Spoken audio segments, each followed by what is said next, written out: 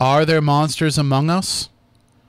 Well, it turns out there are monsters among us, because not only are there weird cryptid creatures living among us, but there's people who would actually intentionally fake paranormal activity for profit. So there's different kinds of monsters out there, and we'll be talking about them all tonight on episode 472 of Spooky South Coast. It starts right now.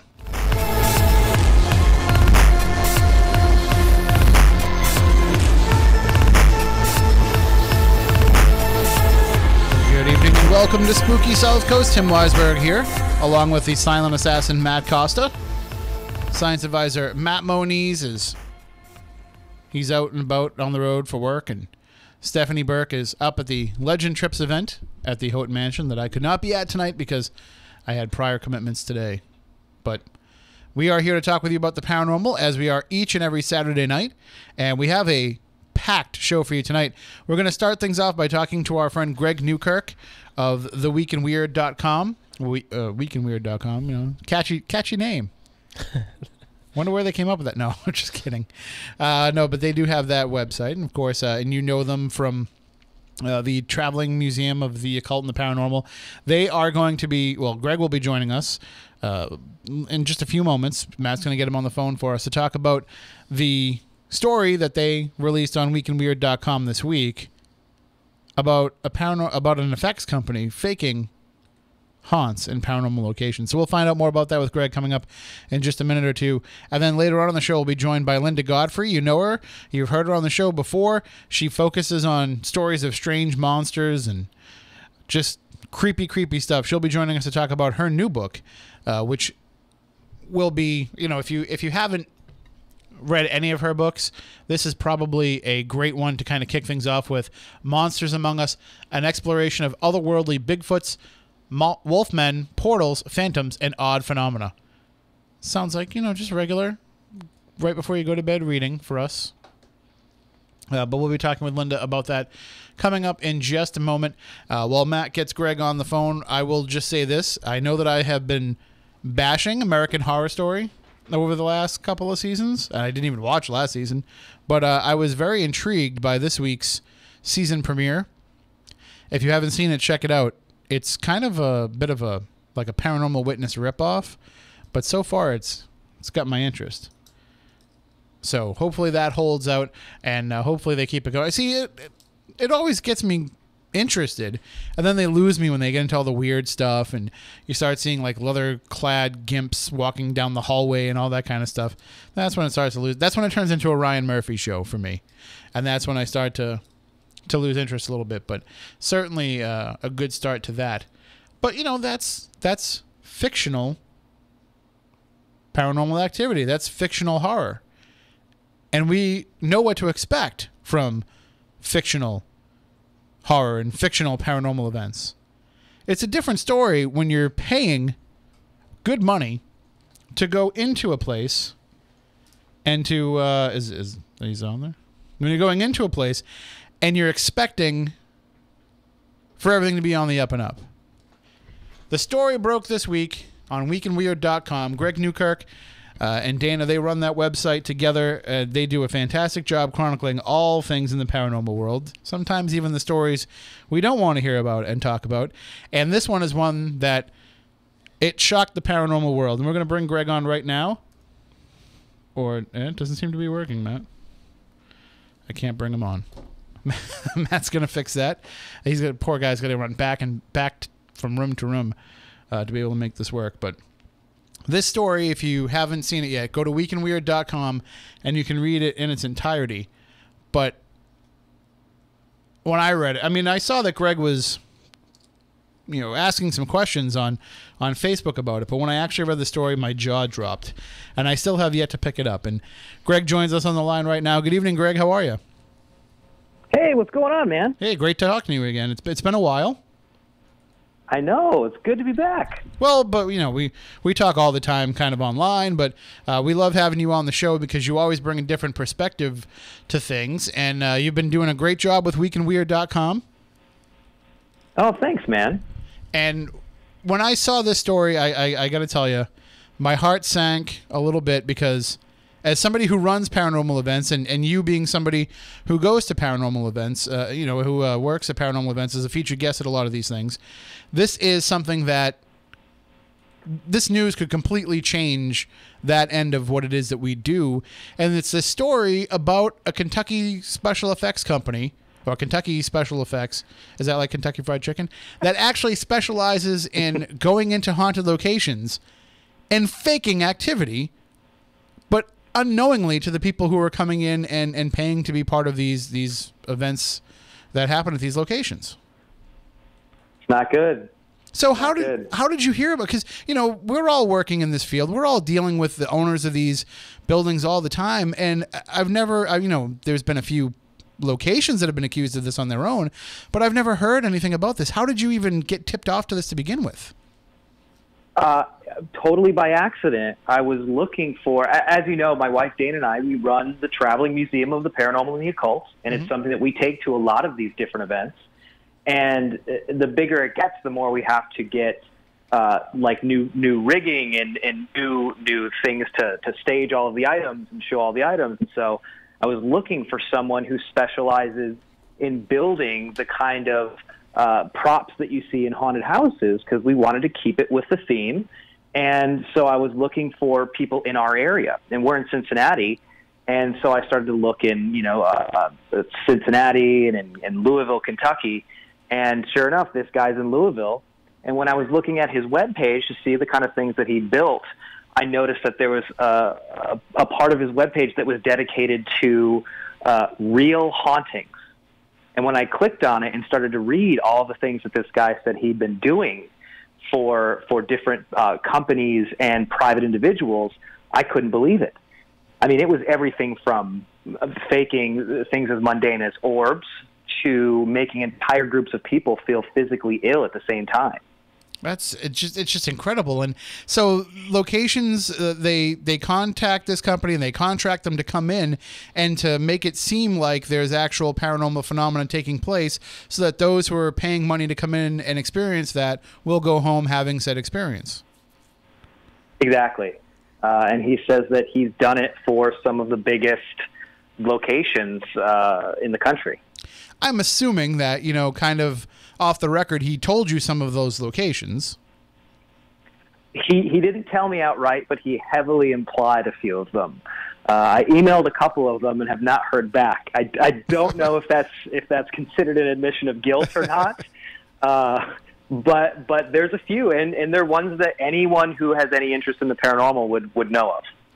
And working in journalism, that a lot of times when you're seeking out comment for a story, it'll say, the Week in Weird was not put a call in, was not returned for comment. That could have meant that you placed a call 5 minutes before the story was posted, but I'm sure you actually did the due diligence and tried to give them the opportunity to speak for this. And that's the great thing about being on the web too, is it can be updated at any time if any of them do get back to you.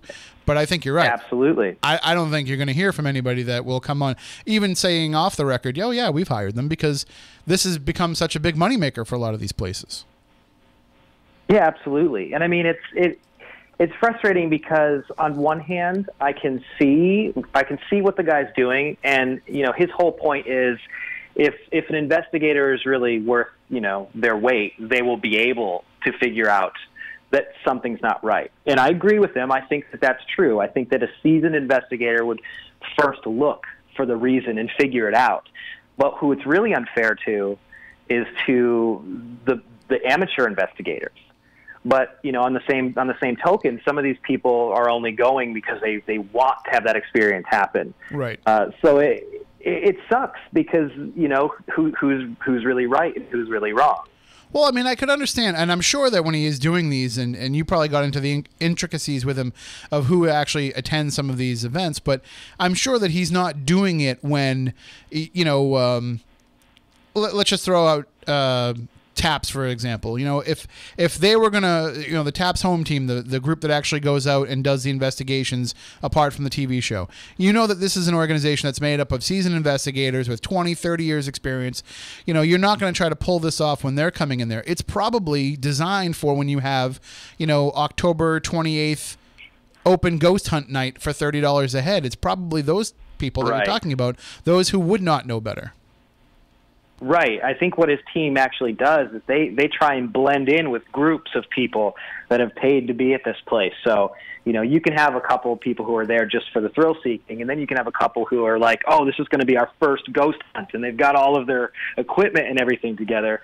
And then you've got a couple of these guys in there. You just can't tell who's who. It's a scary thing because, you really don't know. And the other side of that is people who are putting on these events, me being somebody that comes in and contacts the location and says, I want to put on an event here to help you raise some money. We could be falling victim to this just as much as the ticket buyers could be. Yeah, exactly. And that's the scary part. But I have a feeling that it's probably gone on more than people realize, and not just with him. If an event or if a location is trying to have people in for an event and they want repeat business, they obviously want to have activity that's happening. I wouldn't be surprised. I mean, I've heard rumblings too when I posted asking for people's opinions on a business like this. There were a lot of people who inboxed me who told me that they're absolutely positive that it's happening. A lot of kind of mid-name places. There were a couple big ones that have nothing to do with this guy, that are almost doing it in-house. Yeah, I mean, I guess that's the thing is, you see them do it, or you hear rumblings that they're doing it. You figure to yourself, well, why pay them? We can just do it ourselves. And that's even scarier because then any place could start doing this. It wouldn't even have to be somebody where there would be a moneymaker for them. It could be as simple as, the local heritage museum down the street could be pulling this stuff. Right, but you would hope that a place like a museum would be a bit more reputable than that. It just goes to show, you would hope. But it goes to show, the nature of having a good relationship with the people in this community and good relationships with each other. So that somebody's on the up and up when you plan something with them, and that's not always easy to do. One of the things that my mind went to when I first saw this story was the fact that everybody that is involved in the paranormal, anybody that considers themselves part of this community, they always get up in arms, it seems collectively, that a location that has reports of activity has some sort of obligation to the pursuit of the paranormal. They have some sort of responsibility to not do this kind of stuff. And as much as I would like that to be true, it's their place and they can do whatever they want. So if people want to fake this and sell tickets to a ghost hunt, a paranormal investigation night, and have this go on, there's really nothing there's nothing illegal going on. There's nothing, nothing that would cause any kind of litigation. So they can do this, and there's nothing that can be done to stop them. Well, there's one of the most common things I've heard since this article went up was about how, if my ghost hunting team found out that this was happening, we would sue this place. But the problem is, you would have to show some kind of a demonstrable loss. And we're a community that has gone to great lengths to set ourselves up as, nonprofits and say we don't charge for these things and we don't make any money. So showing a demonstrable loss is going to be hard. And the fact of the matter is, as long as these places don't promise anything other than access to the building and the possibility that you might run into some kind of spookiness, there's nothing you can do. I mean, you could take them to court, but you would be out a lot of money. And then the other thing is you'd probably only be able to nail them in small claims court at the most, and that is a slim possibility. And then the most you're going to get is whatever, triple damages, and we're talking about events that, you might make $400 or $500 profit when all is said and done. Exactly. So it's not it's not even going to be worth the time of actually paying for the process of going through litigation. So I wouldn't be surprised because of that if we start seeing this a little bit more, I hate to say. I mean, one of the things that I think is probably just good practice is anybody who wants to run an event should contract with the place with a physical contract guaranteeing that none of this stuff will go on. And sure, some places might get insulted the first time they read it, but you then explain to them, hey, it's been happening. Weak and Weird broke the story. It's actually been going on. Then they might say, okay, and be willing to let that go. But that doesn't really protect the individual ticket buyer who is just going to go and buy a Saturday night ghost hunt ticket at their local, somewhat famous haunt. But at least that's going to protect the event organizer in the event that any of that stuff actually does go on. And they can say, well, here, look at this. It's in the contract. I wanted nothing to do with this, so this doesn't reflect on me. And then they can recoup any of their losses. But, I mean, the downside is that once the consumer is out there having it happen to them, then it just becomes a stain on everybody. And the fact that this is even happening is going to make people weary of any type of event that's being put on now, especially one that's charging money. Oh yeah, and I feel really bad for both the event planners that have always been on the up and up, and for the locations that have always been on the up and up, because now they're both going to suffer from people going, well, I've heard rumors that this place might be like this, and even just a rumor is going to be enough to kill business. I mean, we've seen it happen with individuals where, you know, a certain person working in the paranormal might get accused of fakery, and whether it's true or not, you know, it all comes down to the drama that happens between different cliques of people. But this rumor gets out, and then everybody that works with that person carries that little bit of a smudge on their reputation from being in close proximity to that person. Absolutely, absolutely. And this is just going to be another one of those instances where, you know, my hope is this guy who runs the business. I mean, he said that he's done over 24. I don't know if I totally believe that. You know, again, there's no way for me to get absolute proof because he wouldn't come straight out and tell me what these places were, and I can't get any of these places that I think he might have been talking about to email me back. So my hope is that he's exaggerating, just to kind of try and get a rise out of people. But you never know. Could he be completely fabricating the entire thing? He could, but he definitely sounded like he had done it a few times. Some of the techniques that he was alluding to, they sounded, I don't know. I could see them working. And I mean, I've heard so many stories. I'm sure you've heard stories too of places that have, you know, subwoofers in the right wall and things like that. I mean, it's not a leap of the imagination to think that he's telling the truth. I mean, also, it becomes part of our investigation process when we go into one of these places that we've heard these stories. So that's when something happens. That's the first thing that we're looking for. We're looking for an oddly placed mirror that will cause a weird light reflection, or we're looking for those speakers that are, you know, playing something in infrasound. We know enough now from hearing these stories, which I suppose now this will at least make people a little bit more vigilant when they're out at locations to kind of take everything that's happening and try to break it down and debunk it a little bit more before they chalk it up as being paranormal. Well, way to find the silver lining, man. There has to be one somewhere. The only silver lining apparently is in this guy's pocket, because I'm sure that if there are locations out there that are looking to make a buck, now they're thinking to themselves, oh, wait a minute. We can have this guy come in and really build up that aspect of our tourism, which I also think, by the way, is something that's really overblown. We've been talking about it here on the show for a long time, that this is another avenue for these places to explore, bringing people in and looking into the paranormal as part of their revenue generating. But the problem is right. We love doing this, so we look at it as being a big moneymaker. For a lot of these places, it's just kind of a little blip on the radar of what they need to raise. So why not take a chance like this? That's kind of the way they're looking at it.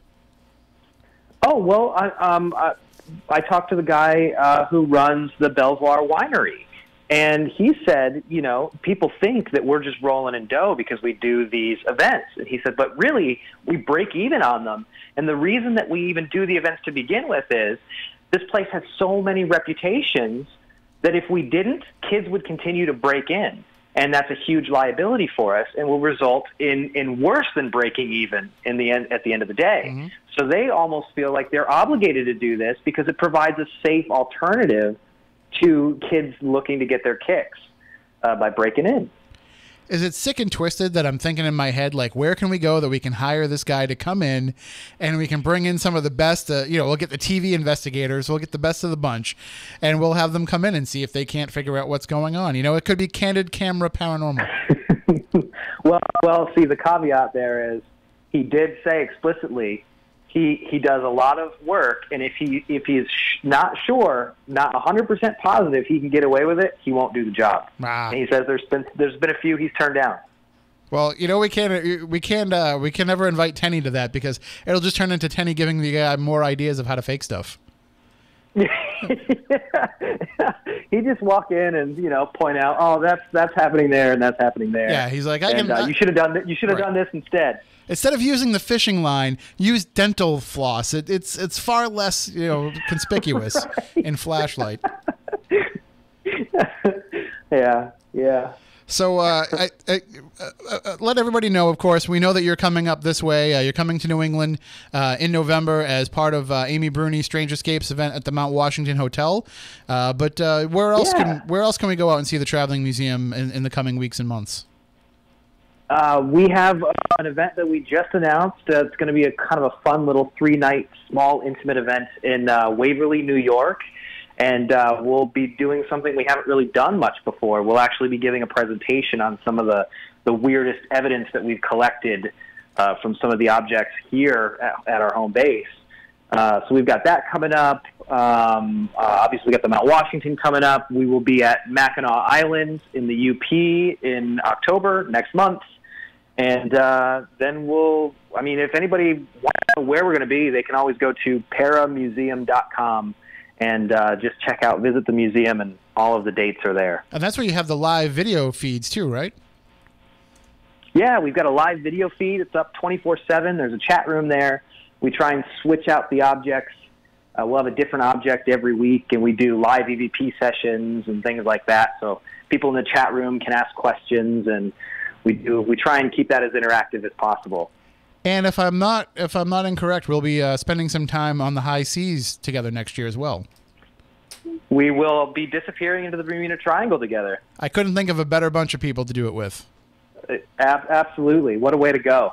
And I'm the one that gets to spend all the time in the cabin with Tenny. So he's like my permanent roommate. So be prepared for a lot of 3 a.m. meals at the all-night restaurant on the ship.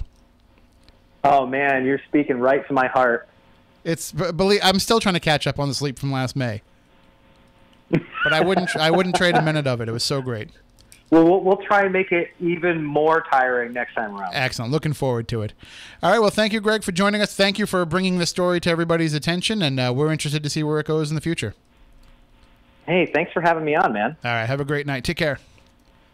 Take care. That is Greg Newkirk. You can check out weekinweird.com, paramuseum.com for all the information about them. We're going to take a break. When we come back on the other side, we'll be joined by Linda Godfrey to talk about her new book, Monsters Among Us, and we'll find out some of these strange monsters and what exactly we could be talking about when we're talking about Monsters Among Us. Is it the traditional monsters that we've always heard about, the traditional cryptids, or is there something even more weird and twisted out there? We'll find out about all that and more coming up in just a bit. Stay tuned for more Spooky South Coast, broadcasting live on WBSM, rebroadcast on the Dark Matter Radio Network, and as always on Spooky TV at SpookySouthCoast.com.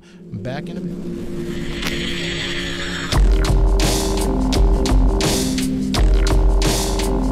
Welcome back to Spooky South Coast. Tim Weisberg, along with the silent assassin Matt Costa. Thank you to DJ 4AM for the beats that we lay down, coming in and out of commercials. And also, Matt, I know that you have put out the call for people who want to submit original music for not only being played on the show as bumper music, but you've been running music on the YouTube stream on Spooky TV around the show as well. Right, we started playing some music that was submitted because we got quite a number of submissions, and you people are welcome to I don't mean you people, but people right. Who want to contribute, the fans of Spooky South Coast who are willing to lay down some beats, some tracks, drop an album on us, whatever. We'll play before the show, maybe sometimes after, maybe sometimes during. Yeah. So just the only key is we want it to be unlicensed music, right? So that there's no issues. So if there's any copyrighted samples that you use, maybe from movies and stuff, that might not be, it might not be okay to use. Yeah, because being on YouTube, sometimes we get blocked in certain countries from copyright laws and stuff if we use that stuff. So submit it anyway, and then we'll review it, and then see. And how can they submit it if they want to do so? They can.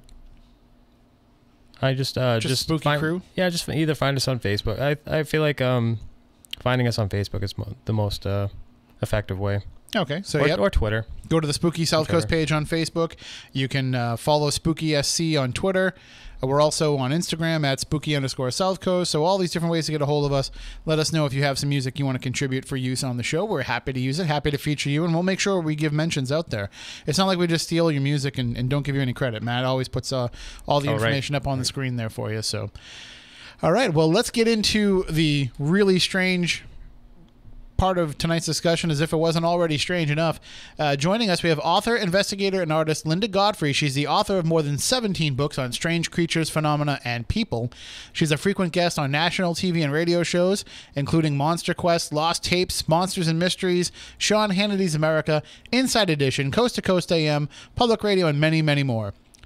She also is... like me, she got her start with doing this kind of stuff in journalism. And I got to say, Linda, I always have a soft spot in my heart for the people who actually chased after these topics, not because they wanted to write a book about them and not because they wanted to answer their own questions, but we get those Halloween time assignments from the editor saying, who wants to tackle this weird story? And it seems like you're of the same vein as me. You probably had your hand up first. Something like that. It was just, a hint that came to me from somebody, and I looked into it, and I found out that our county animal control officer had a manila file folder marked werewolf, which I saw with my own eyes. When you have a county official with a file folder marked werewolf, that's news. I would say so, yeah. Yeah, so and it just, no one had any idea that this story would have the legs that it has displayed over 24 years now. And of course, that being, the Beast of Bray Road that you've written about in the past, that being kind of what hooked you into all of this, right? Pretty much, yeah. I mean, I had interest in other interesting sorts of topics. I'd read books about Bigfoot, and my dad always had those men's hunting magazines with the articles by Ivan Sanderson in them, on some of the original Bigfoot sightings, and so I was aware of it.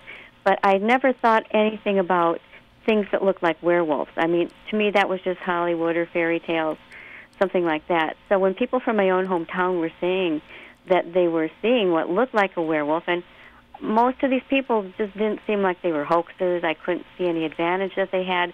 They were moreover leaving their names and phone numbers with the local authorities, which hoaxers I didn't think would do. And it just intrigued me.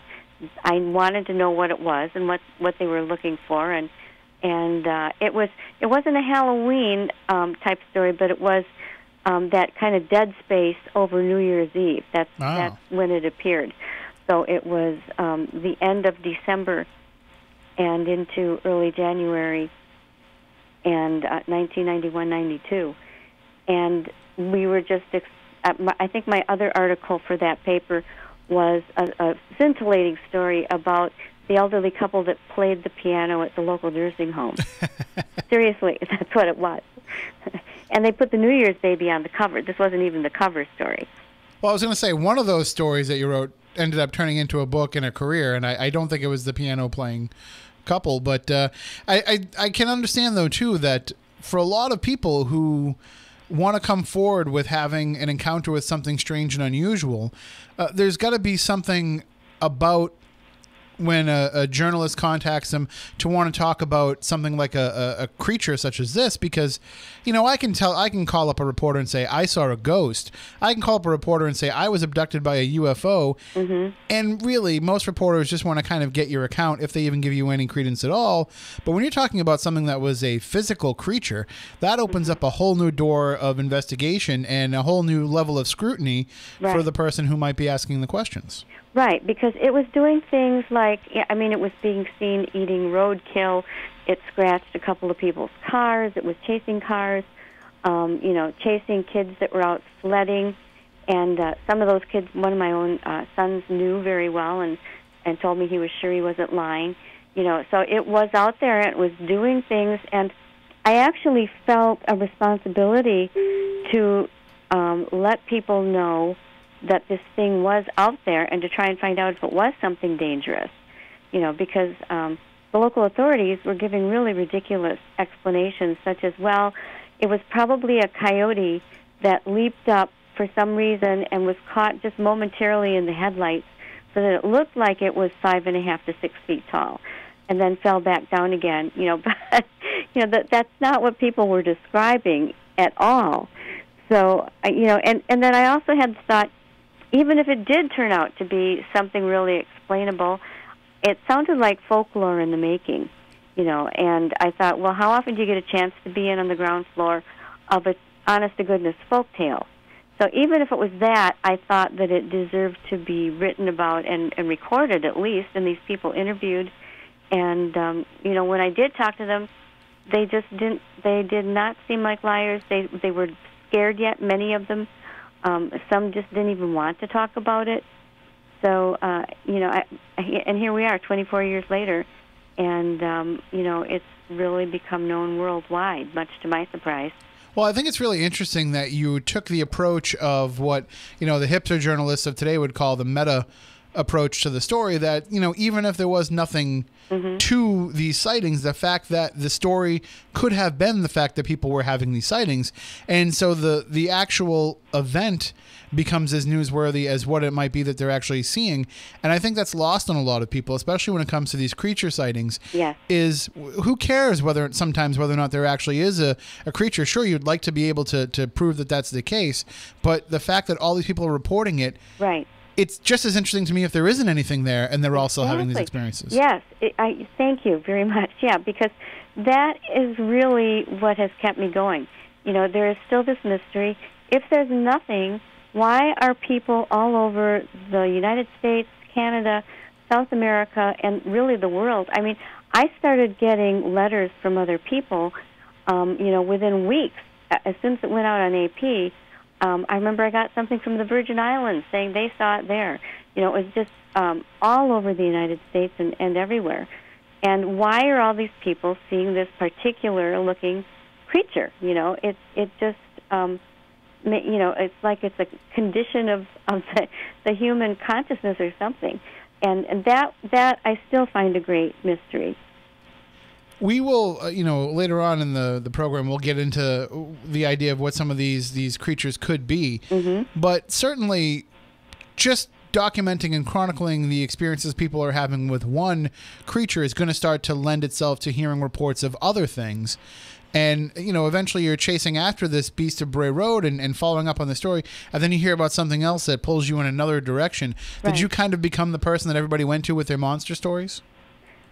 Yeah, I mean, especially, I think that there were already other formats set up for people reporting Bigfoot, and some of the other things. However, people did start coming to me right from the get-go with stories about Bigfoot, giant birds, other really strange-sounding things.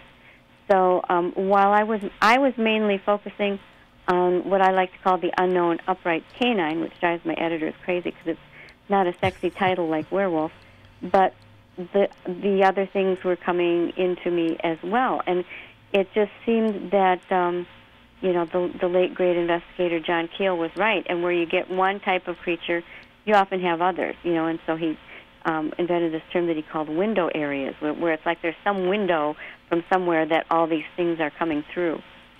And, of course, we live in one right here with the Bridgewater Triangle. Mm. And these window areas also seem to be, it's not just, these creatures. It's all different types of phenomena. Right. It's all different types of different afflictions on the human condition as well.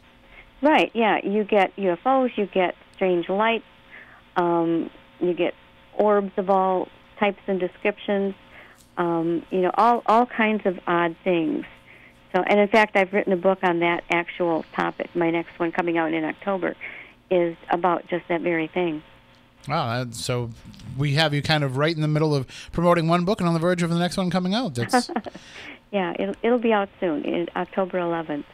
Is there, but when you are kind of looking into these areas, is there also, in the back of your mind, do you consider that there might be some sort of kind of, I don't want to say mundane, because obviously it wouldn't be mundane if it's causing this type of stuff to happen, but that there could be something that's actually very explainable that causes all these inexplicable things to happen?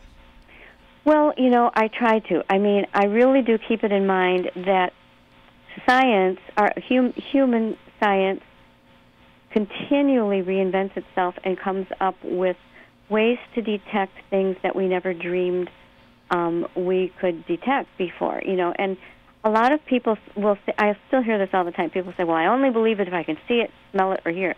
Well, excuse me, but there's an awful lot in the light spectrum, in the audio spectrum, and who knows what other spectrums that we know for sure, due to our instrumentation, exist, but that, we don't hear. We don't hear dog whistles, yet dogs hear them. We don't see everything on the light spectrum, but we know that these other things, wavelengths, are there. So from our instrumentation, and who knows what we are going to come up with in the future that will show how much more there is that we never dreamed of. Well, you mentioned, people have their different definitions of belief, and people have different criteria of what they need to believe. For a lot of people, it's a one-on-one encounter, it's an actual experience. For a lot of people, it's just enough other people having an experience. At what point did you, or maybe, you still haven't made up your mind, or what? But at what point did you believe that these people believed what happened to them? Well, I believed that from very early on, because so many of the witnesses, for one thing, there was a really wide spread of demographics, racially, age-wise, men, women, blue-collar, white-collar. It was just a very widespread group, and most of them were just ordinary people going about their business when, they weren't out looking for anything weird. They weren't out ghost hunting or anything like that. And I, again, not professing to know what it was, I did believe that they saw something. And it was only 2 years after my first book on the topic came out that we were a subject for one of the episodes of Monster Quest, the American Werewolf episode that was based on my hunting the American werewolf. And they had me bring in as many area witnesses as I could get to come to a certain place on one day. I think we had 7 or 8 of them. There were too many that they could even fit them all on the show. Every single one of them came up with no deception intended. And they had brought in a state-of-the-art machine with a true expert from the Minneapolis area to administer and interpret these tests. And the producers told me there were a couple of the people they were sure were going to show up, that they were just, making it up or something. But everybody came out with flying colors. So, and I think that really most of the people who contact me, every once in a while there's somebody that, I think or suspect, or that they show themselves to be trying to put one over on me. But it's really, there's a very small number of people who really think that's a cool thing, or that would, get up the nerve to try it, or that do try it. Most people, I believe, who report these things to me are sincere and honest, that they believe they saw what they're telling me about. Well, so that kind of lends itself to my next question, which, we only have a few moments left before the news, and I always like to ask the loaded questions when we're up against the clock, But was their belief, and the fact that they believe so strongly and that you believe their belief, was that enough to make you be convinced that there was actually a creature out there worth looking into and worth chasing after? Yes, but I didn't know what it was, and I still don't really claim to 100%. I had better ideas, perhaps, but it made me very intrigued and interested to find out what all these people actually were seeing. Was there ever any point where, you questioned, if there actually was a creature, if there actually was going to be, kind of the whatever it was that was out there, that there would be some sort of physical representation of what these people were seeing? Well, what I started thinking very, very early was that perhaps there was more than one answer, that some people were seeing one thing, other people were seeing another thing, and I think that still may be true. Although, sometimes with these different types of experiences that people have, there's a lot of similarities that are between them, but there's a lot of very personal effects that happen as a result of this. There's a lot of every person kind of takes this in and processes it differently. Were you seeing any kind of commonalities? I know that you said, there was a very diverse in terms of the witnesses, but was there ever any commonalities in the experience itself where, maybe everybody reported feeling a particular way when they saw it, or maybe everybody reported, smelling a particular smell? Was there something that kind of seemed to carry through from one report to another? Well, there were several really glaring things apparent, again, right from the get-go. One was that even when people felt that they were being directly threatened, maybe they were outdoors, unarmed when they encountered it, or they were outside their car and had to get back in their car, they would say, they felt like it could have gotten them, but at the last second it ran off into the cornfield or the trees or whatever there was there. And that still happens again and again and again and again and again. It's like the major modus operandi of the creature. The other thing is that people report time after time that the thing has sort of an attitude, that it sneers or leers at them, and that they feel it's looking at them and saying, not in the King's English, but giving them the impression that it could get them if they wanted to, or they'll interpret it as, one lady said, I believed it was letting me know that if I told anyone, it would come and find me, that kind of thing. It's this sort of superiority over you. And also, it seems like there's sort of the intent to scare people, and then they run away. It seems like that's almost their major directive when encountering humans. So you would think that there seems to be some kind of a higher level of intelligence with this creature. Yes, and I also hear that from people, too. They'll say, I made eye contact, and I felt like this was something that was self-aware, that was more intelligent than just, say, if you run up against a wolf or a bear, which are very intelligent animals, very much so than most people give them credit for. But people felt that this thing was just one step beyond. See, that's very intriguing to me because, we often report these sightings and we say, they seem to find a way to avoid people, but it also seems that they find a way to need to find people when they want to, and when they have a particular message or a point they want to get across. Right. In some cases, it's almost like they allow themselves to be seen, and then and people will sometimes, too, say, well, I felt like it was angry that I saw it. A few times they've reported it looking at them as if it was sick and needing help, and maybe I have to think, well, maybe it was, trying to lure them to it, right, or something. exactly, like, yeah. Poor doggy, And there was actually one incident where some young women were shopping near a mall in Brookfield, Wisconsin, near Milwaukee, and saw what they thought was a lonely dog on a highway cloverleaf, and they actually pulled over on the cloverleaf and went to run and try and get the dog to come in their car, and then it stood up. No. Yeah. So, they do seem to, and I've had other encounters where they do seem to be trying to lure people outdoors. So you don't, and that's just not a normal animal. I mean, there are just things, even when you just look, there's no lights or UFOs, they're doing these weird behavioral things. Well, we can talk more about that and some other strange things coming up in the next hour. We are going to take a break in a moment for the news. When we come back on the other side, we'll talk more with Linda Godfrey about her new book, Monsters Among Us. We'll also take your calls for Linda at 508-996-0500. 877-996-1420. You can also text them to us as well. We can shoot them to us on Twitter at SpookySC, or just use the hashtag SpookyLive when discussing the show. And you can also jump into the chat room on our YouTube stream, which is happening right now on SpookySouthCoast.com. So lots of different ways to check out the show, lots of different ways to get involved with the show. We hope that you will, as we are coming up on the news. We'll be back again, as I said, with another hour to discuss things with Linda. We'll also let you know at the beginning of the next hour about one new Spooky South Coast event we have coming up in the next few weeks. And there's another possible one that I haven't heard confirmation yet of today.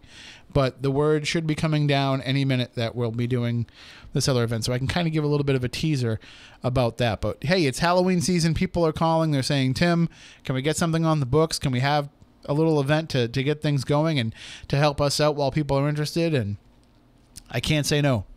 If you want me to come talk about ghosts, I will do so. And I will be doing that this coming Tuesday night as well. So I'll let you know on the other side where you can come and hear that as well. So stay tuned. More Spooky South Coast coming up in just a few moments here on WBS.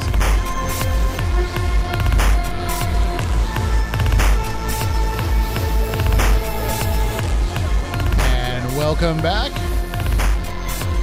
Hour number 2 of Spooky South Coast. Tim Weisberg here, along with the silent assassin, Matt Costa. We are broadcasting live on WBSM. We're rebroadcasting on the Dark Matter Radio Network if you're listening to the show later, in which case we just time traveled. Not the time travelers who are actually the fans of the Dark Matter Network Right, who pay right. for the monthly subscription, but, you know, just travelers in time. Right. That's a great network, by the way. It really is. Really is. Keith does a fantastic job filling it up with great programming. Right. We get recently, at least, we've gotten quite a bit of emails. And thank you to everybody. Yeah. We want everybody a lot to of email new us. followers and things like that on YouTube. Let us know that you listen to the show. Let us know how and where you're from.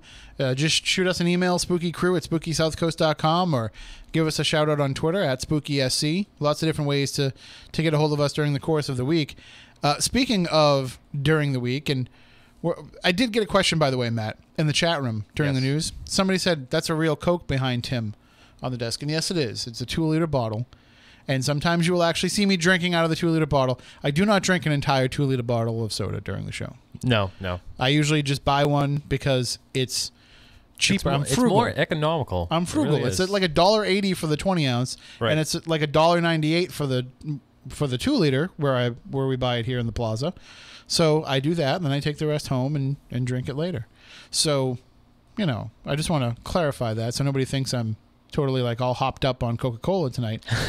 Tonight, we are not. Tonight, we are hopped. Tonight's show is brought to you not by sponsorship in any way, but just by the fact that we've chugged the entire bottle of Gosling's ginger beer, which, don't worry, it's not real beer. But somebody made the comment, they saw me sipping out of this cup on Spooky TV.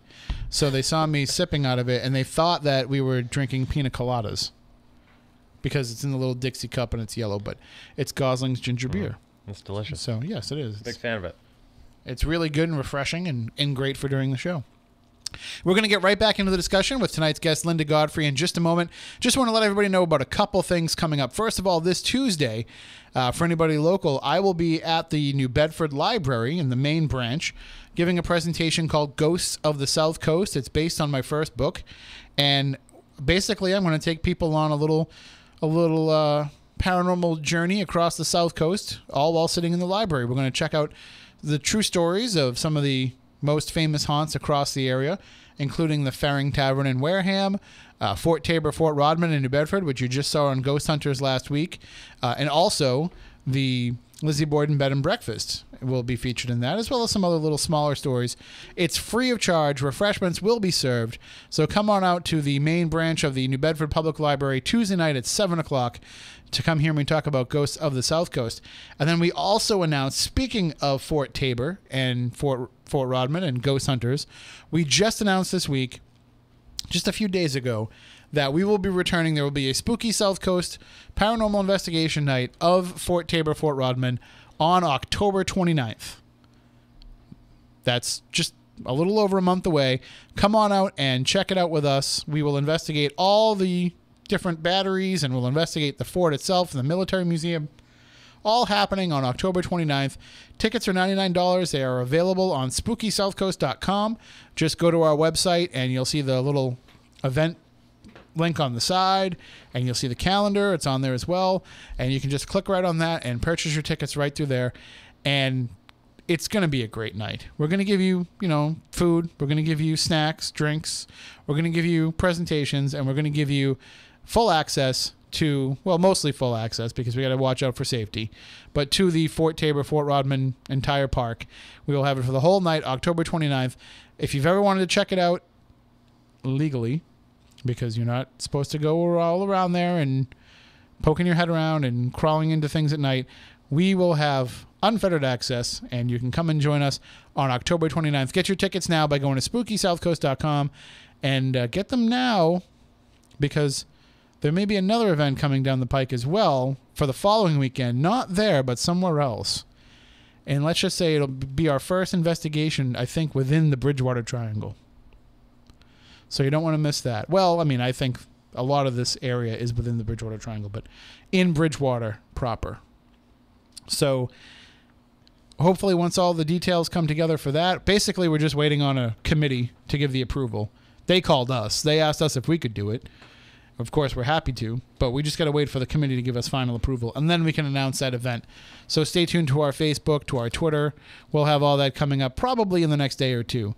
We'll have it up there. And really, you can have all your Halloween fun on the Saturday right before and the Saturday right after. Sounds like a plan to me. So come and join us for those events and help raise money for these historic places. All right, let's get back into the discussion with tonight's guest, Linda Godfrey. Of course, we are talking about her new book, Monsters Among Us, and you can check out her website as well. We've been putting it up on our social media feeds. You can go to her site, which is, you can both find her on Twitter, at Linda Godfrey. And you can also go to her actual site, which is lindagodfrey.com, if you want to follow along with some of the different topics we were talking about tonight, and also to pick up some of her books. So, Linda, we will go back into the discussion we were having before the news, where we were talking about, you know, in particular, the Beast of Bray Road, the kind of the creature that got you hooked into this, and the creature that kind of made your name for you 24 years ago. Mm-hmm. Is that creature still being sighted today? Oh, yeah. Yeah, and again, not just on this little road called Bray Road outside of Elkhorn, Wisconsin, but all over, you know, all over this continent, Europe, you know, you name it. And they all look pretty much like members of a normal wolf pack. The variations in color are what you'd expect. They range from like a black to shaggy brown to gray, and they're normally described as having a head like a wolf or a German Shepherd. Once in a while, someone will say, "Well, it had a face more like a boxer," you know, where the snout was pushed in a little bit. And if these are wolf dog hybrids, which my original mundane, if you will, explanation was that perhaps there were certain numbers of wolves or wolf dog hybrids around the world that had found it advantageous to walk on their hind legs, you know, because of their habitat or some other reason. And, you know, there was some natural selection for the ones with longer or bigger paws that could balance a little better, because that is the one difference. Most of these appear fully canine, except people will say, well, it had sort of longer paws, you know, so that it almost looked like fingers, but it was still a paw with a claw, just bigger, but there was no opposable thumb, you know, and that seems to be the only real difference. And it seems to me that would be an easy, comparatively easy thing for something like natural selection to work with, because it could not only balance easier, it would be able to use the forelimbs to carry things, which indeed many eyewitnesses have seen it doing, you know, carrying part of a deer slung over its shoulder, or hanging on to, you know, a dead raccoon or even using those longer paws to bring water up to lap from their paws, which is not how most canines drink. You know, if you've got anybody who has a dog knows they put their head down on the dish and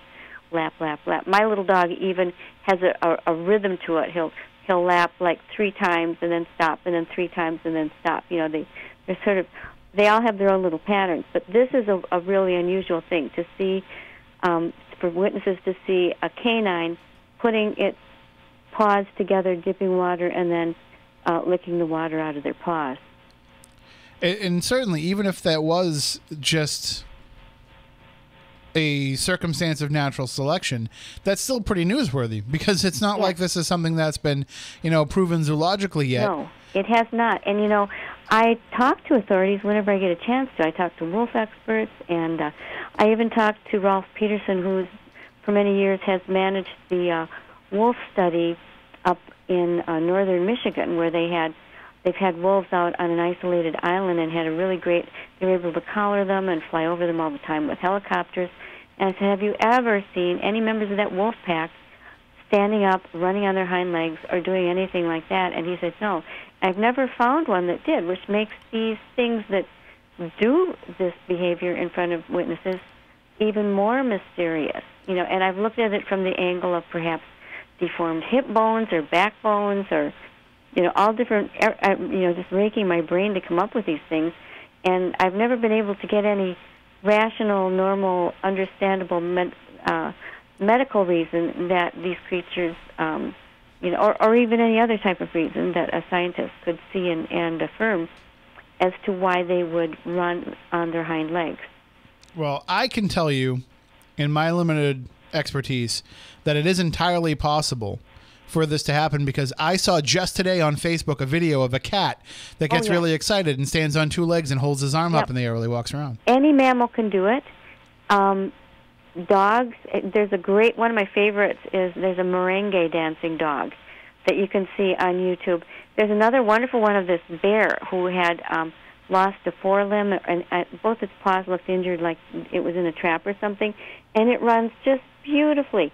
They can do it. It's not a supernatural act. It's just that out in the wild, I don't have any scientific documentations of any of them doing it unless they're motivated by injury or human training to do it.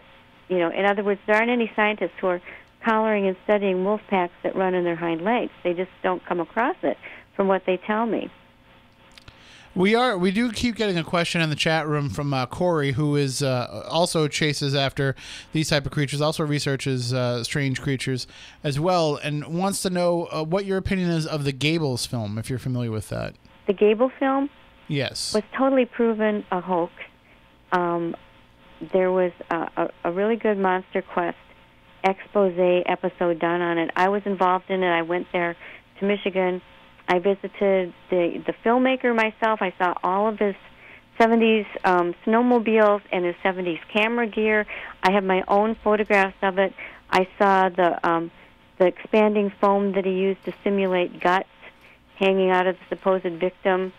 We have an on-camera confession from the DJ who took the original raw film and made it into something, edited it, so that it looked like it was a lot more mysterious than it was. He took out the spoilers that the original filmmaker had left in it.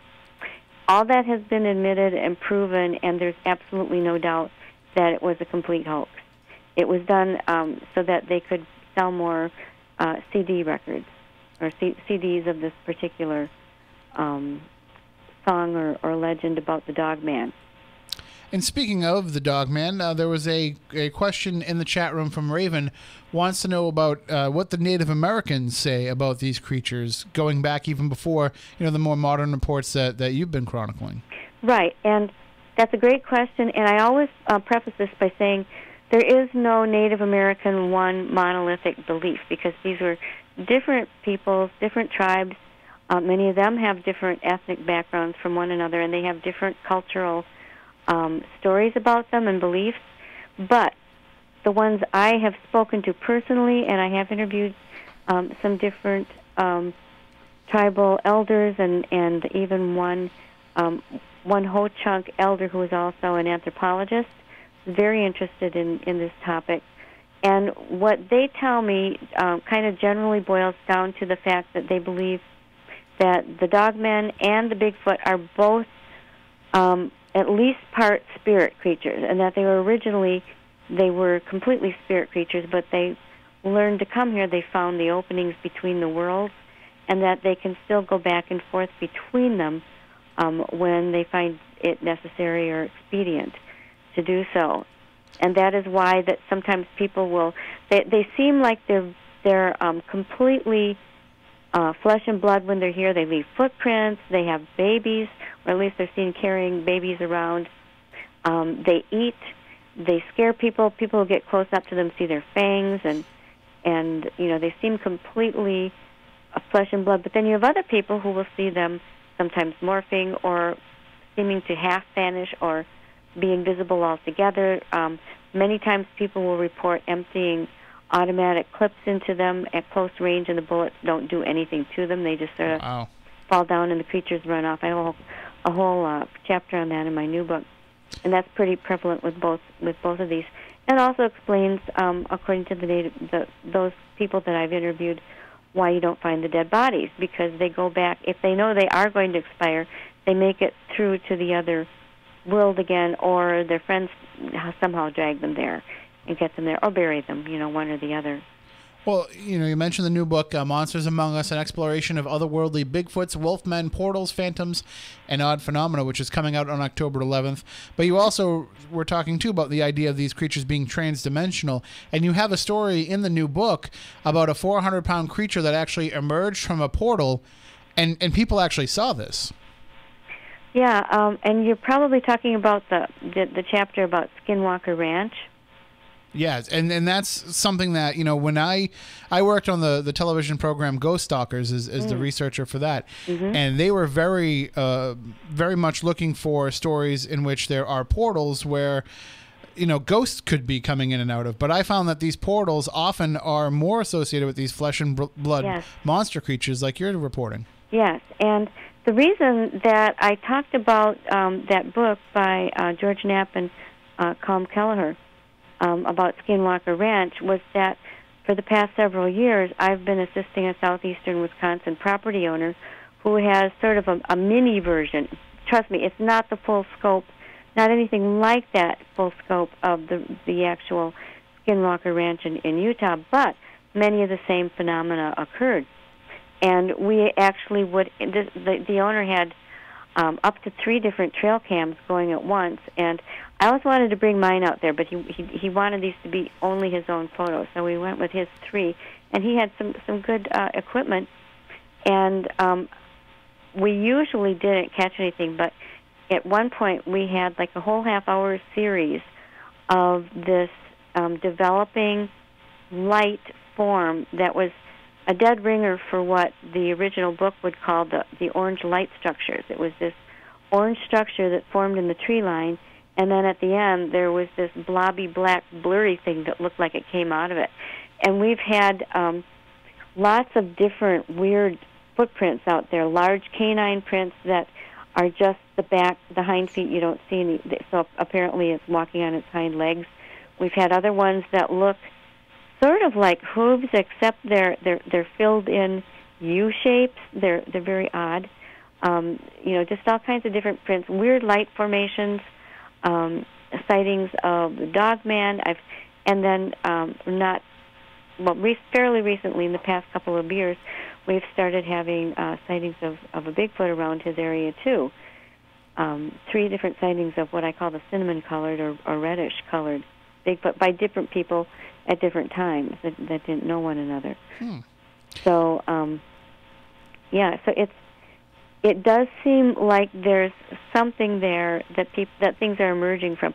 Also, on this property, he would have something land out in the middle of a field and then walk off to the woods, with no indication where it came from, or be toted out into the middle of a field. And then there were either 2 options: something dropped from the sky and picked it up, or whatever carried it out there was able to exactly match only the footsteps that it took straight backwards. And I'm told there are some animals that can do this, but not for the distance, I think, that this would have had to occur. And we had mutilations of deer carcasses and things like that. So it's just been, but yet the cameras would never work when whatever was taking bait or doing these things was actually there. Yeah, because see, there's other reports of other, portal sightings, and of course you cover more of these in the book. But when I was doing the research for Ghost Stalkers, for example, we went and investigated the Springfield Hospital in Sykesville, Maryland. And this is a place where they thought that there might have been a portal because, they had the spirit activity that was supposedly coming in and out of it. But I also tried to tie into it, and the producers ended up cutting it because they thought that it was too much of a stretch connection. I tried to connect it to the Sykesville monster sightings and saying that maybe there's something that's been going on in this area for a long time, and it's kind of a doorway into something else where things go in and out. Right. Do you see around some of these portals where these physical creatures are seen, are there other types of phenomena reported? Oh, yeah. You get UFOs, you get lights, you get all these different kinds of things. In fact, I experienced seeing some type of unknown sphere that was a light structure with the property owner and a colleague of mine.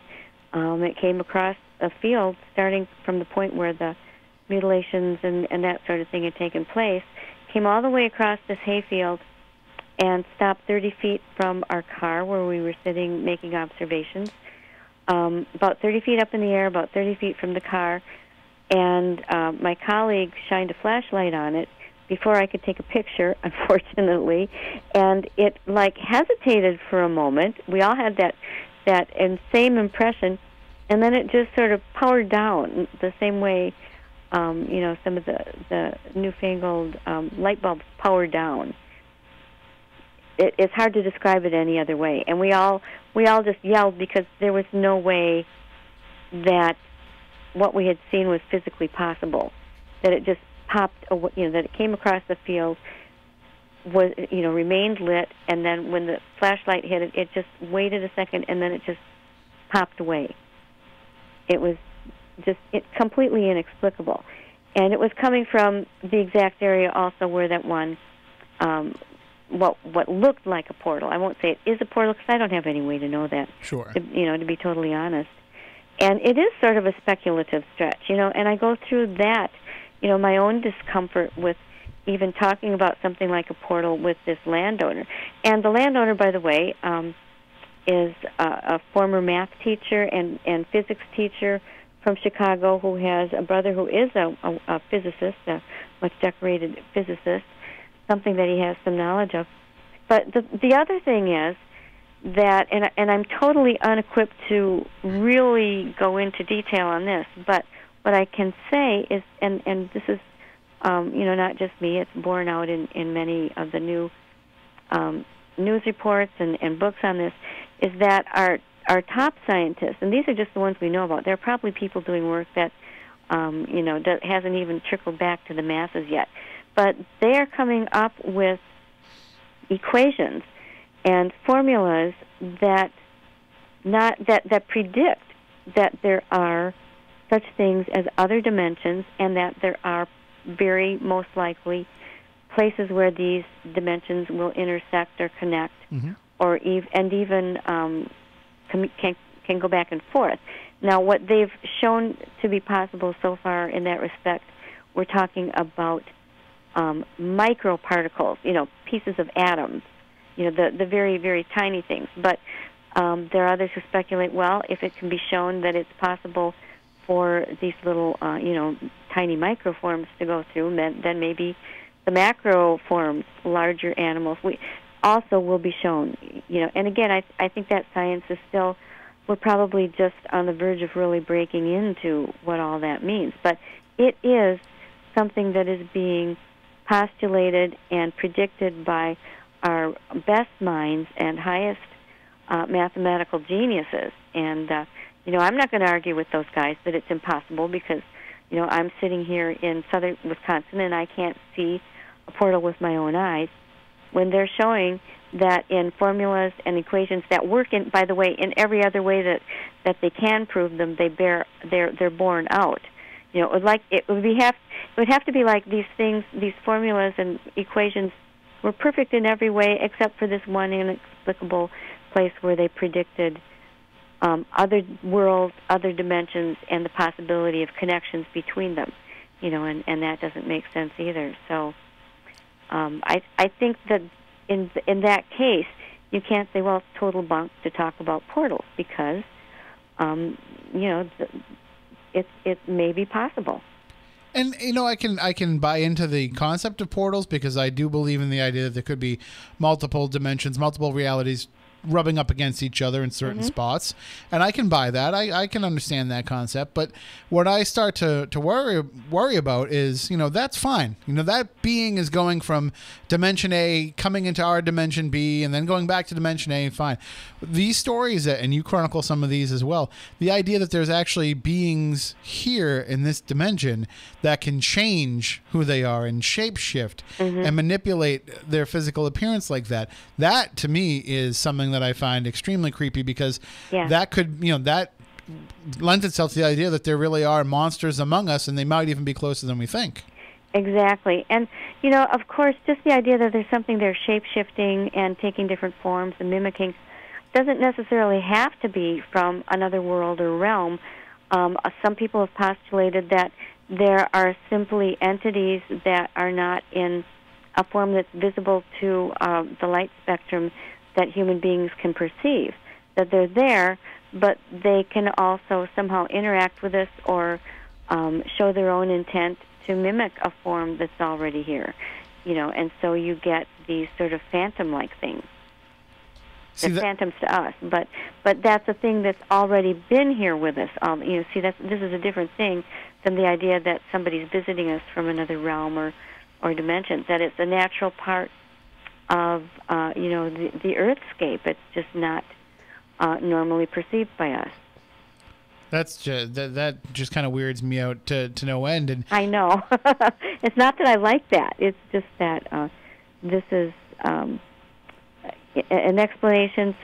I know Nick Redfern is another researcher who has brought this idea out, where there's almost sort of they'll call it a non-localized matrix, which means it isn't necessarily stuck to any one point or place, but it's this sort of unseen matrix that can reform itself and take other forms and show itself and interact in certain ways.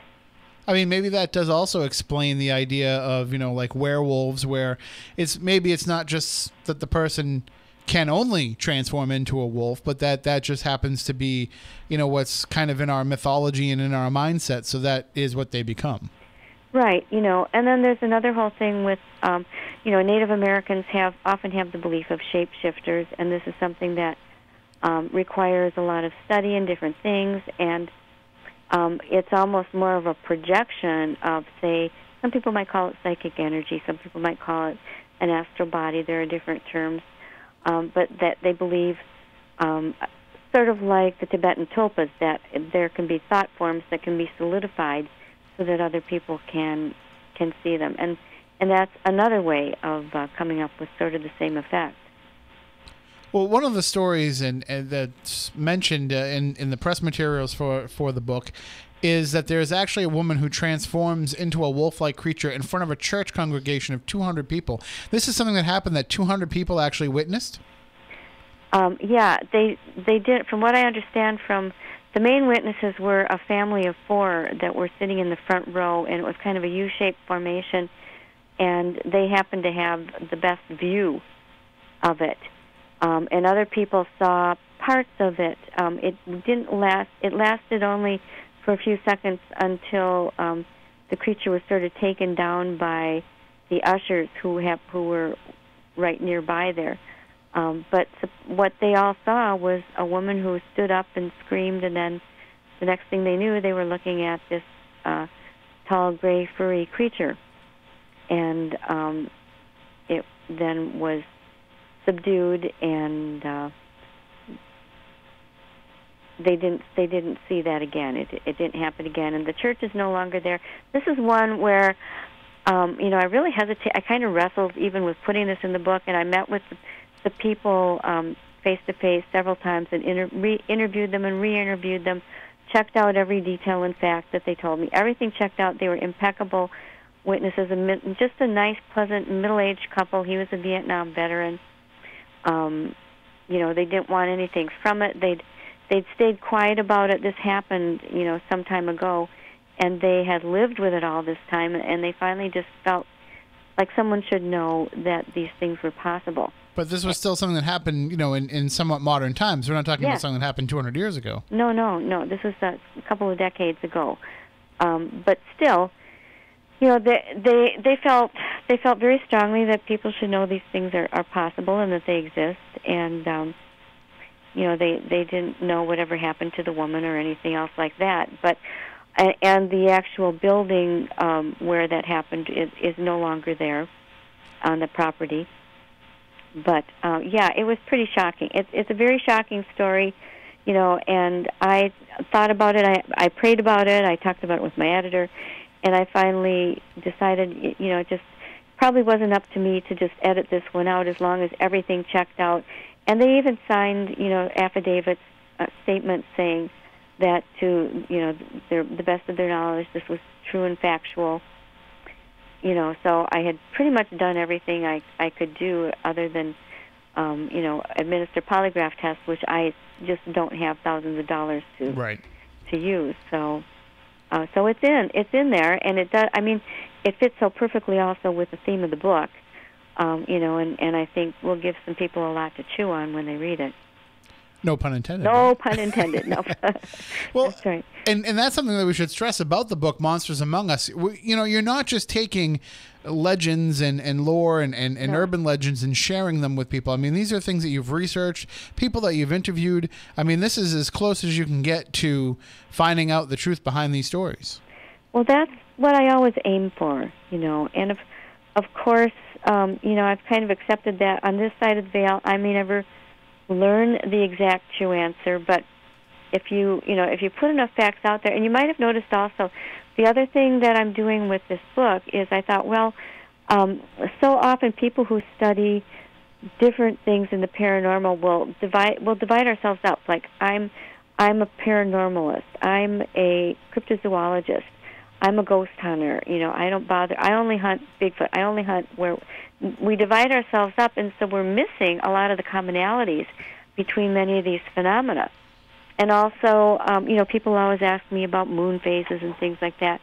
So every time that I had the necessary information in a story to determine it, I included things like the moon phase, the solar flare activity at the time, whether there were other associated phenomena like lights or UFOs, things like that.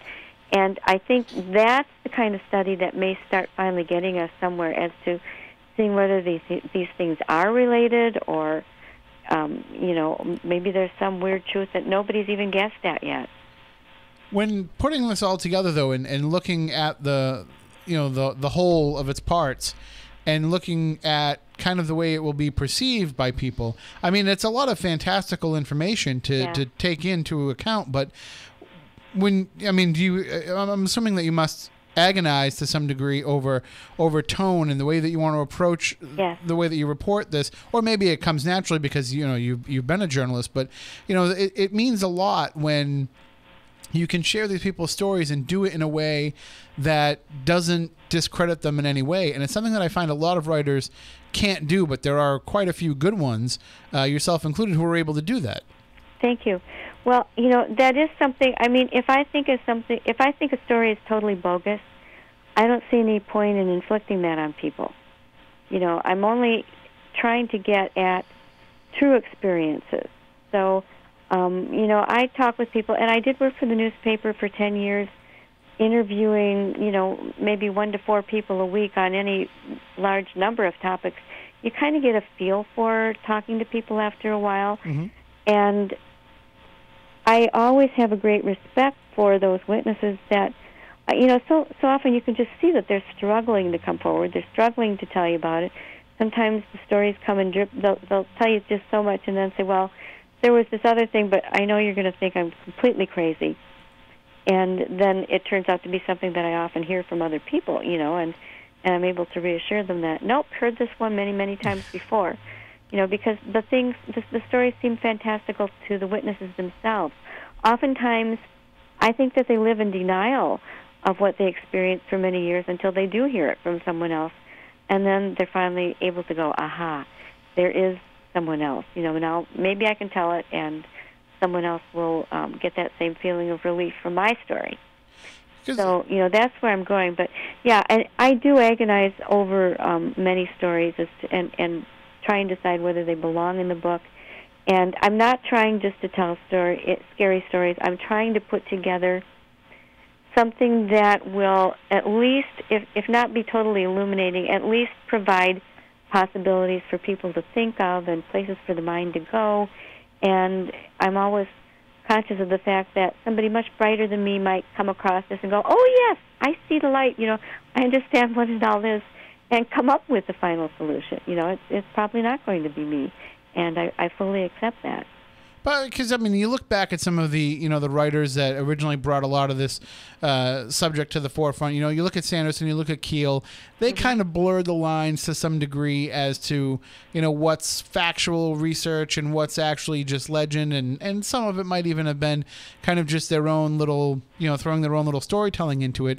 And then a guy like Nick Redfern, who does the same type of thing, but lets you know when he's putting his tongue in his cheek. And it's kind of a hard field to keep that balance in, but there are a number who have been able to do that. Yeah, and well, the other side of the coin is, if you wish to have the book published so that people can learn about this information and not be bored stiff by it, you do have to write a book that will be readable and that people will enjoy reading, and that maybe will tease the mind a bit and bring people to consider things they had never considered before. So there is that aspect of it too. If you want it published, it has to be readable, and some of these things are tools toward that end. But I'm always really careful if I know something has if I know there's a legend, if there's something that I can see that it looks to me like this was just something that came from a misinterpretation, not on any fault of the witnesses, but just something that we can see probably wasn't a paranormal thing, I'll make sure that that's clear as best I can. But, I mean, there is some degree of marketing involved in it as well. There's a reason why the book is called Monsters Among Us and, not undiscovered mammals within close proximity to humans. Yes, that was not my choice for a title at all, but that was the title that, the publisher felt would work best with their marketing campaign. And I don't blame them, because they put a lot of money into putting this together, and they have to be able to sell the books. And it's in my contract that they get last word on the title. So it was their title, not mine, and I think it's worked out well. I mean, but that's fine, because you can still capture people's imaginations with that. Right. And then it can almost be more powerful, because they look at it as being like, oh, here's a book of a bunch of monster sighting stories. This should be a lot of fun. Then they open up the book and they start reading it and they say, wait a minute, this isn't a storybook. This stuff is real. Right. Yeah, and I get that a lot from people, just about exactly as you just said it. Is there any story and any particular encounter that you've heard and maybe researched or maybe decided not to research because has anything actually scared you? Oh, sure. Yeah, there have been some things. When we talk about the things that are conjured or, thought forms or people who have rituals, those sorts of things, I don't want to go there. If it's possible, I accept the possibility of it, because there are just a lot of things in the universe that I don't claim to understand, and because this is something that goes back to every human culture. As far back as we know, we see, ancient pictographs of what are obviously shamans wearing wolf suits or bird suit, part birds, whatever. You can look and see this idea of humans transforming into animals, and I don't know for sure if it's real or not, but I do know that a lot of them have really repulsive things that go along with enacting these sorts of activities, and that's just the point where I draw the line, and I don't want for someone else to explore, not me.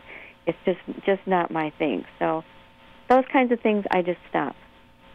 Well, if anybody has any questions for our guest, Linda Godfrey, you can call in 508-996-0500, 877-996-1420, or you can type them into the chat room on our YouTube channel and at SpookySouthCoast.com, or you can also send them to us on Twitter, either directly at SpookySC or by using the hashtag SpookyLive. I do find that when, you kind of get people that are in one camp or another for a lot of different types of phenomena that we talk about here on the show. They're either a believer or a non-believer, and I think that with these creatures, there's so many different layers to them that people are willing to believe up to a certain point, or maybe they're willing to believe one creature over another. Does it really make any sense for somebody to say, I don't believe in the beasts of Bray Road, I don't believe in werewolves, I don't believe in that, but I do believe in Bigfoot? Does that make sense based on kind of what we know, or should you be able to be open to one? If you're open, if you're open to one, be open to all. Well, I think that the way that you put it, in that there are layers to them, is brilliant, because that really explains it. It really describes it very well. You know, there just seem to be layers in these creatures ranging from flesh and blood to full-out invisible disappearing things. And I think, you know, I don't blame people for saying, well, I can believe in Bigfoot but not the Wolfman, or vice versa, because I think everybody has their own built-in limits and their own psyches that can tolerate one thing or another. Maybe they have religious reasons. Maybe it's something that, you know, they heard about from a child. And, you know, we all have our biases and beliefs that predispose us to accept things or not accept things. So, you know, I think that's fairly natural for humans to do so. And it never offends me if people say, well, I don't believe that, you know, there are these wolf creatures. Because I know a lot of other people have seen them. I just don't know what they are. See, I like to people tell me all the time, because I've written about ghosts, and they say, oh, I don't even believe in ghosts. So, you know, I'll be talking about one of my books, and they'll say, well, I don't believe that ghosts exist. I always tell them, but the book does exist, so buy it anyway. You know, I can at least prove that that's real. That's a great answer. And so is my need to get your $19.99. But the other thing too about monsters, and we'll use that in quotation marks, but about these cryptid creatures is that right now they're kind of the hot commodity in the paranormal pop culture world. You know, there's TV shows that are coming out about it, documentaries. I mean, it seems like it was only a matter of time because we've gone through the different aspects of paranormal phenomena, but now it is the monster's time to shine in the public consciousness. Yeah, there's been sort of an explosion, you know, like I'd say in the last 5 years or so. And for the 10 years I worked at the newspaper, and the few years after that until I started, you know, really writing the books, I really felt like a lone ranger a lot of the time. I mean, you know, Nick Redfern was out there, and there were some other people that were documenting things, but by and large, most of the Bigfoot investigators were saying, oh, there's no such thing as these dogmen. They're snout-nosed Bigfoot, which I thought was kind of crazy, because anybody who got a good look at either one would definitely see either a primate structure or a canine structure, and they're very, very different from foot structure all the way up through the head, the features of all the features of the head, you know. So that seemed a little strange to me, but, you know, I don't know if it was the Monster Quest show that I think really brought a lot of this out and interested a lot of people and drew a lot of people who were attracted to the scientific testing aspect of that show, and it made them more willing to look at these things and consider it. But, yeah, the last, you know, 4 or 5 years, and even more so the last couple of years, it does seem to be just really exploding. And I don't know if it's just, you know, something that's going to fade away after a little bit and they'll go on to something new. But, it really is a lot more out there in the public eye than it was for a long time, and a lot more accepted by investigators as well. Well, I mean, I do think Monster Quest did kind of set the tone for it to some degree, and I proudly wear it as a badge of you know, honor that I was on the lowest rated episode of Monster Quest of all time. Which one was that? There was the episode about ghosts. It was actually the least the lowest rated episode, but that just goes to show that there is a division and a lot of that for the people who do research these creatures to say, you know, hey, wait a minute, I'm investigating a real creature that we just haven't been able to prove yet. You're out there, you know, talking to yourself in the dark. Yeah, and it's also, you know, the ghosts really weren't in the true wheelhouse of that show, either the Monster Quest, because the name of it, Monster Quest, you know, you're questing for a monster, and I don't think most people think of ghosts as monsters necessarily. I think it was more just, you know, they've said, let's get our own little, because for the longest time the History Channel didn't want to have any of this, you know, paranormal stuff on there. They didn't want that woo-woo stuff, but this was kind of the chance to touch upon that, but within the same structure. It was a great show. I miss it. And I'm sure that, you know, that's something that will, you know, they still rerun it now, but it'll continue to live on in perpetuity, you know, sharing these legends with future viewers. There is a question that's come up in the chat room as well. that. Well, I'm going to take these separately here, but Raven was mentioning that there are kind of upright canine figures that are reported in other cultures as well. She mentioned the Asian story, or he or she, I'm not sure if Raven's a man or woman, but mentioned the Asian fox wife, and also mentioning or Chris mentioned the Egyptian gods too as well. Yeah, I mean, as I said earlier, we go back all the way. The Egyptians have Anubis, which was the jackal-headed god, and a couple of other similar ones. You go back in the Sumerians. They're known through. The Japanese have the kitsune, which is the fox shapeshifter. Native Americans have all kinds of. They're bear walkers still. One bear walker story, quite contemporary, made the news in Michigan about 10 years ago, where a university was going to do something with something that was discovered to be sacred, and some bear walkers actually threatened the university with a curse if they continued in what they were doing. So, I mean, it goes way back to antiquity, and the upright canines are well represented. There were, when Marco Polo went out, he reported seeing upright canine or dog people. Many people in China, there's a whole region in China where the people believe they were descended from dog people. So it's a very pervasive image and cultural tradition all around the world. And that, again, makes you think that there's just something really basic to maybe an ally of some sort between this idea and humanity. It makes it all the more... And again, one of those layers that you mentioned. One of the other questions that popped up as well was the question about when these type of creatures are reported on television, or any type of phenomena is reported on television, sightings of that go up. So obviously, sure. These creatures are being featured prominently on TV shows now, so more people are having encounters. But that can be kind of a two-sided coin, right? That sometimes it's that people want the attention, but sometimes it's that people just feel like now the American consciousness is more accepting of it.